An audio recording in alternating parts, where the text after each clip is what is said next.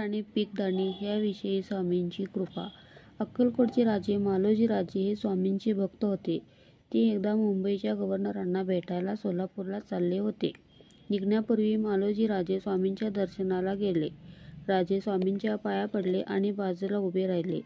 स्वामी काही बोलले नाहीत. त्यांनी एका शिपायाला जवळ बोलावले. त्यांच्या कमरेची तलवार काढून घेतली. तलवार आणि पीकदाणी राजाच्या हातात दिली. स्वामींना काही सांगायचे असले की ते काही वेळा कृती करून दाखवीत. स्वामींच्या कृतीचा अर्थ मालोजीरावांना लवकरच समजला. मालोजी राजे सोलापूरला पोहोचले तेव्हा गव्हर्नर साहेब जाण्याच्या गडबडीत होते. त्यामुळे मालोजी राजांचे आदरातिथ्य व्यवस्थित झाले नाही. त्यामुळे राजेसाहेबांना अपमान झाल्यासारखे वाटले. स्वामींनी राजाच्या हाती पीकदाणी दिली. त्याचा अर्थ राजांचा अपमान होईल असा होता.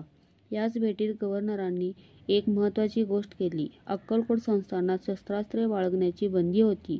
ती बंदी गव्हर्नरांनी उठवली व स्वामींनी राजांच्या हातात तलवार दिली होती. त्याचा अर्थ असा होता, श्री स्वामी समर्थ.